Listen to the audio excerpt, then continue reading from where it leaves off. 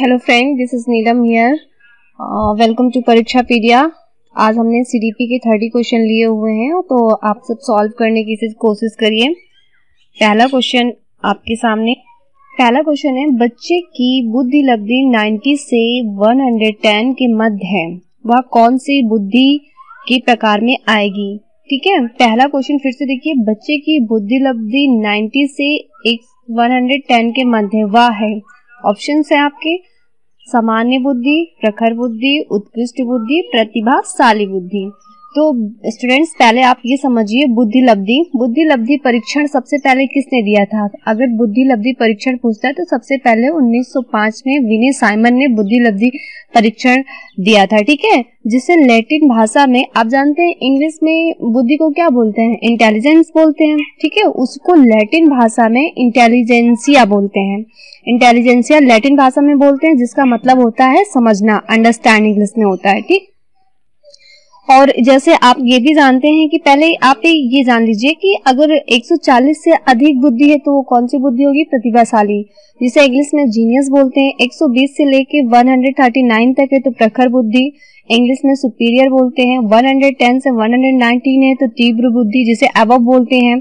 90 से 109 और 90 से आप 109 और 10 दोनों ले सकते हैं, वो सामान्य एवरेज बुद्धि होती है। ठीक है, 80 से 89 कितना होता है? मंद या पिछड़ा होता है।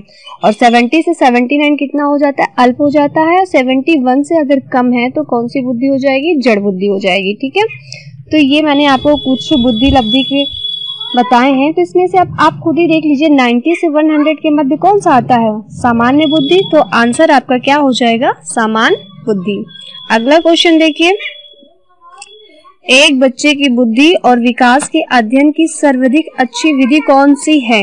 एक बच्चे की बुद्धि और विकास के अध्ययन की सर्वाधिक अच्छी विधि कौन सी है? तो आप देखिए, विकास से रिलेटेड है तो आप इसी से पकड़ सकते हैं, आपको किसी और पे जाने की जरूरत ही नहीं है। तुलनात्मक विधि तो है ही नहीं, सांख्यिक विधि नहीं। देखिए, विकास के अध्ययन की बात हो रही तो आप डायरेक्ट आंसर बता सकते हैं, विकासीय बुद्धि। क्या हो जाएगा आपका आंसर? विकासीय बुद्धि। अगला क्वेश्चन है आपका, गार्डनर ने 7 बुद्धि का अधिमान निर्धारित किया है। गार्डनर ने 7 बुद्धि का अधिमान निर्धारित किया है, इनमें से कौन सा नहीं है? क्या पूछा है? कौन सा नहीं है? अक्सर पेपर में हम गलत चीजें पढ़ लेते हैं, तो नहीं पढ़ते हैं। जब भी ऐसे क्वेश्चन आ जाए तो आप नहीं को अंडरलाइन करिए। ठीक है, तो पहला ऑप्शन से स्थान संबंधित बुद्धि, भावनात्मक बुद्धि, अंतर्व्यक्तित्व बुद्धि, भाषात्मक बुद्धि। तो देखिए, पहले हम जानते हैं गार्डनर के बारे में थोड़ा सा। गार्डनर ने, आपने पढ़ा होगा, बहुबुद्धि का सिद्धांत दिया है। कौन सा? बहुबुद्धि का सिद्धांत दिया है। उन्होंने बताया है कि एक व्यक्ति में बहुत सारी बुद्धि पाई जाती है, इसीलिए गार्डनर के सिद्धांत को क्या कहा जाता है? बहुबुद्धि सिद्धांत कहा जाता है। और उन्होंने कौन कौन सी बुद्धि के बारे में बताया है? कुछ नाम मैं बता रही हूँ, जैसे भाषाई बुद्धि, तार्किक गणितीय बुद्धि, गायन एवं संगीतक बुद्धि, शरीर गतिमानी बुद्धि। ये सब किसने बताया? गार्डनर ने बताया है। तो देखिए, इनका स्थान संबंधी बुद्धि ये भी सही है, अंतर्व्यक्तित्व बुद्धि सही है, भाषात्मक बुद्धि सही है, लेकिन क्या गलत है इसमें से? भावात्मक बुद्धि। क्या गलत है? भावात्मक बुद्धि। देखिए, आपने ब्लूम की टैक्सोनॉमी पढ़ी होगी, जिसमें क्या है, उन्होंने 3 प्रकार के बताए हुए हैं। कौन कौन से? ज्ञानात्मक, भावात्मक और क्रियात्मक। ठीक है, तो ये ब्लूम की टैक्सोनॉमी से है, इसलिए ये क्वेश्चन आपका इसमें क्या सही होगा? भावात्मक बुद्धि। अगला क्वेश्चन देखिए, हिंदी अक्षरों को बालक किस आयु में पहचानने लगते हैं? हिंदी अक्षरों को बालक किस आयु में पहचानने लगते हैं? 3 वर्ष, 4 वर्ष, 5 वर्ष, 6 वर्ष। तो आप जानते हैं बालक किस आयु में पहचानने लगते हैं? बहुत आसान क्वेश्चन है, 5 वर्ष में बालक इसको पहचानने लगते हैं। ठीक है, अगला क्वेश्चन देखिए, एलेक्सिया है। ये बहुत अच्छा क्वेश्चन है, सीटेट का आई थिंक फेवरेट क्वेश्चन है, क्योंकि बहुत बार ये क्वेश्चन आ चुका है। कभी पढ़ने की अक्षमता पूछता है, कभी लिखने की अक्षमता पूछता है, या गणितीय कठिनाई का अक्षमता पूछता है। तो देखिए, पूछा एलेक्सिया क्या है, तो आप पहले ये जानिए, जो एलेक्सिया या डिसलेक्सिया होती है उसे बोलते हैं पढ़ने की अक्षमता। पढ़ने की अक्षमता क्या बोलते हैं? एलेक्सिया बोलते हैं। पढ़ने की, तो उसे एलेक्सिया या डिसलेक्सिया बोलते हैं, डिसलेक्सिया, ठीक है, इस तरीके से होता है। और वहीं पे एक और आता है लिखने की अक्षमता, उसे बोलते हैं डिस्ग्राफिया। इन दोनों में बहुत ही कंफ्यूजन रहता है, तो आप थोड़ा सा दिमाग देखिए लगाइए, आराम से हो जाएगा। लिखने के लिए आप पेंसिल उठाते हैं तभी आपका ग्राफ बन पाता है। तो इस तरीके से लिखने की अक्षमता को क्या बोलते हैं, डिस्ग्राफिया, ठीक है, डिस्ग्राफिया। आप हमेशा इसे रिलेट कर दीजिए कि डिसलेक्सिया क्या होगा, पढ़ने की अक्षमता। लेकिन जब हम किसी चीज का ग्राफ बनाते हैं तो पेंसिल उठाएंगे तभी, पेन या पेंसिल उठाएंगे तभी हम लिखेंगे, तो उसको क्या बोलते हैं, डिस्ग्राफिया। और जैसे गणितीय संबंधित जो कठिनाई होती है उसमें बोलते हैं डिसकैलकुलिया। कैलकुलेशन से रिलेटेड आ जाए तो आप समझ लीजिए गणित यानी मैथमेटिक्स से पूछा जा रहा है, ठीक है। तो आपका करेक्ट आंसर क्या हो जाएगी, एलेक्सिया क्या है, पढ़ने की अक्षमता को क्या बोलते हैं, एलेक्सिया बोलते हैं। अगला क्वेश्चन देखिए, पियाजे की औपचारिक संक्रियात्मक अवस्था किस आयु अवधि तक मानी जाती है। फिर से देखिए, पियाजे की औपचारिक संक्रियात्मक अवस्था किस आयु अवधि तक मानी जाती है। सबसे पहले जानिए उन्होंने पियाजे ने कितने चरण बताए हैं आयु की, तो 4 चरण बताए हैं। कौन कौन से, संवेदी पेशीय अवस्था, कौन कौन से होते हैं, संवेदी पेशीय अवस्था, गामक अवस्था, और उसके बाद जो है संवेदी पेशीय अवस्था, गामक अवस्था, फिर पूर्व संक्रियात्मक अवस्था, मूल संक्रियात्मक अवस्था, लास्ट में बताया था उन्होंने औपचारिक। तो औपचारिक उसमें करेक्ट आंसर था 11 से 15। और क्या बोलते हैं, पियाजे ही ऐसे थे जैसे समायोजन, सामंजस्य, ये सब शब्द किसके हैं, पियाजे की, अनुकूलन करना, ये सब शब्द अगर आ जाए तो आप जान लीजिए पियाजे के बारे में बात किया जा रहा है। अगला क्वेश्चन है हमारा, गर्भ में बालक का विकास विकसित होने में कितने दिन लगते हैं। इसमें हम अपना टाइम वेस्ट नहीं करेंगे, आप सभी जानते हैं गर्भ में बालक 280 दिन लगते हैं, ठीक है। अगला क्वेश्चन है, बालक का विकास होता है सिर से पैर की ओर, पैर से सिर की ओर, दोनों ओर, इनमें से कोई नहीं।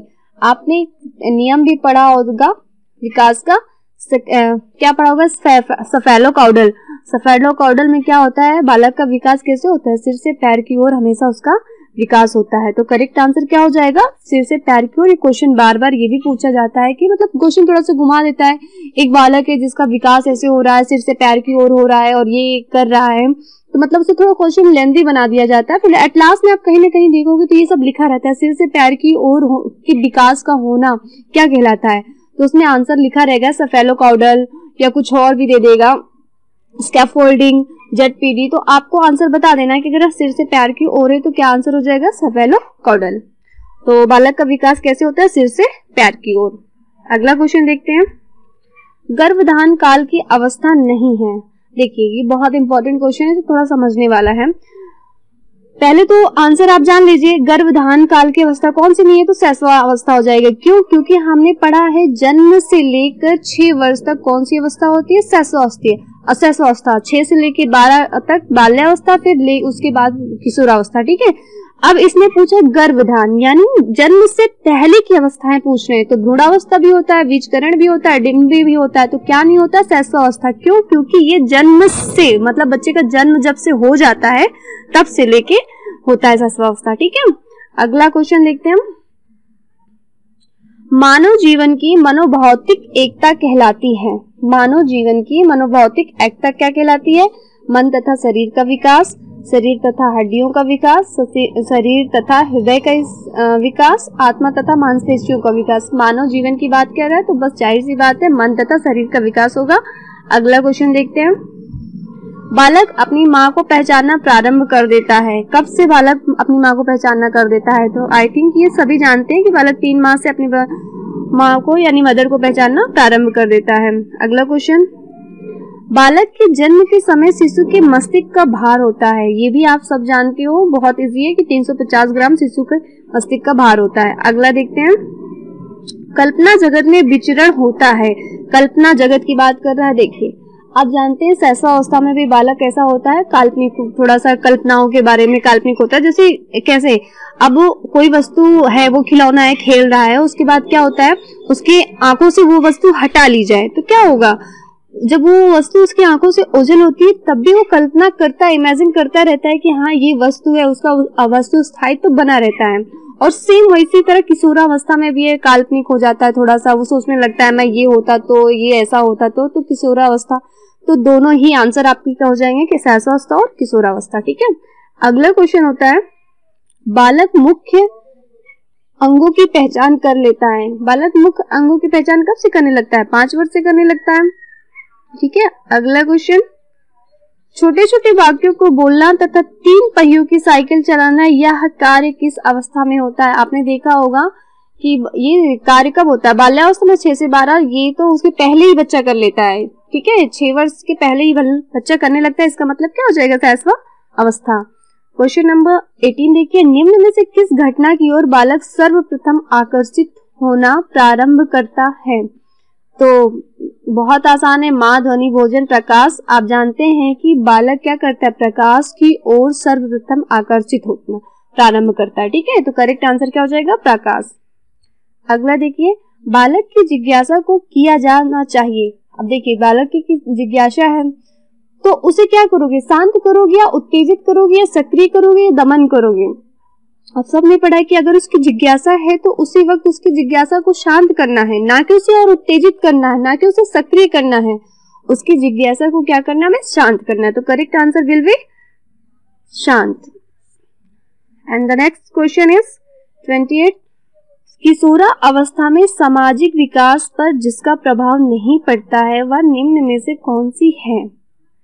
जिसका प्रभाव सामाजिक विकास पर, यानी किशोरावस्था की बात की जा रही है, सामाजिक विकास पर जिसका कोई प्रभाव नहीं पड़ता, उनमें से क्या हो सकता है, रुचियां, आवश्यकताएं, अभिवृत्ति। देखिए, रुचियां तो होता ही है, ठीक है, आवश्यकताएं किशोरावस्था में बिल्कुल सामाजिक विकास पर होता है, अभिवृत्ति भी होती है। तो बच्चा क्या, असुरक्षा जो होता है किशोरावस्था में सामाजिक विकास से प्रभावित नहीं होता। अगला क्वेश्चन देखिए, आप एक जान लीजिए, किशोरावस्था में स्टेनली हॉल थे, शिक्षा मनोवैज्ञानिक थे, उन्होंने क्या बताया कि किशोरावस्था ही बड़े तनाव, तूफान, संघर्ष की अवस्था होती है। ठीक है, उन्होंने ये बताया है। ठीक है, अगला क्वेश्चन देखते हैं। और किशोरावस्था आप जानते भी हैं कि बहुत ज्यादा उथल पुथल की अवस्था होती है, इसमें बालक को समायोजन करने में बहुत दिक्कत होती है।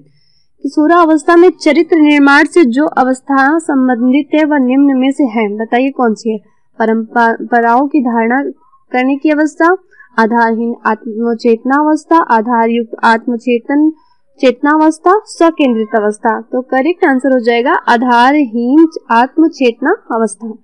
अगला क्वेश्चन है हमारा, विकास व्यक्ति में नवीन विशेषताएं और योग्यताएं प्रस्फुटित करता है, यह कथन किसका है। ठीक है, आप बताइए, मैकडूगल का है, मुनरो का है, जेम्स ड्राइवर का है, हरलॉक का है, किसका है। विकास व्यक्ति में नवीन विशेषताएं और योग्यताएं, ये बहुत ही आसान क्वेश्चन है।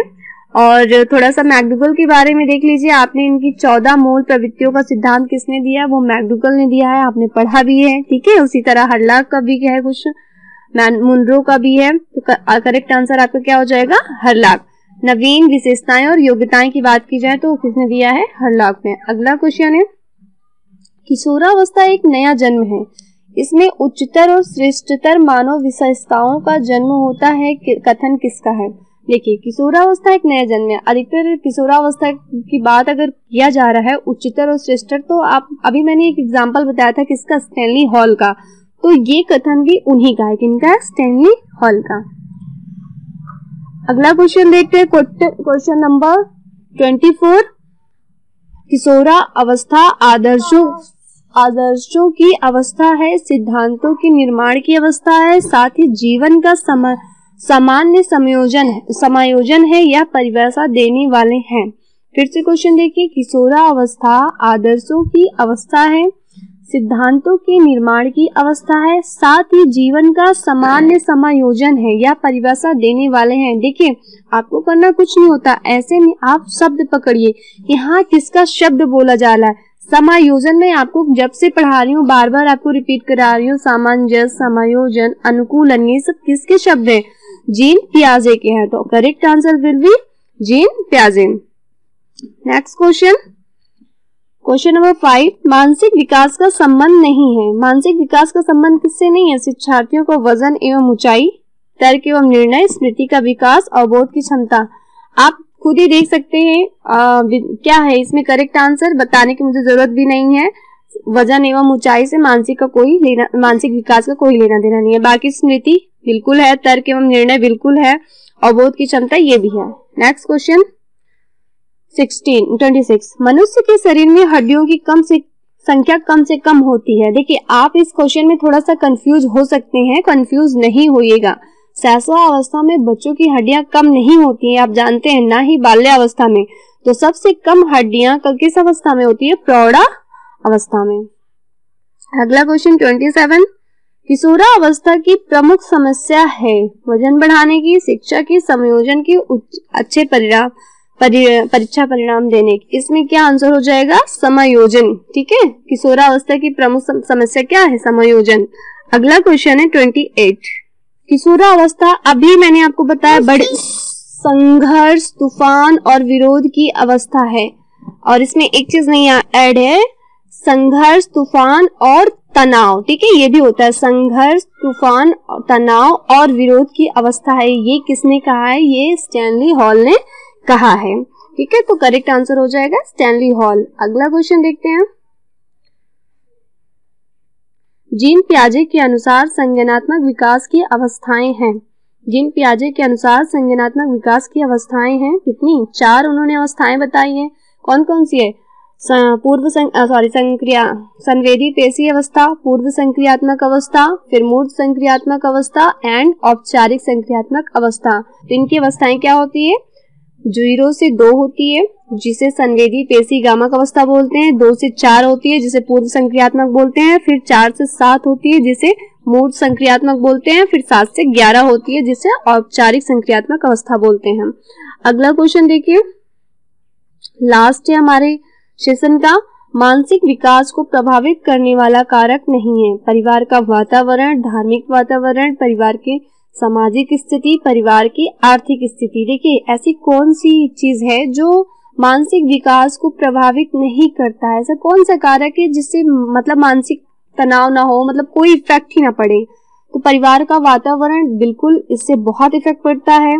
परिवार की सामाजिक स्थिति क्यों नहीं, अगर हमारे परिवार की स्थिति क्या है समाज में वो भी डिपेंड करती है, वो भी इफेक्ट करती है। परिवार की आर्थिक स्थिति वो भी इफेक्ट करती है।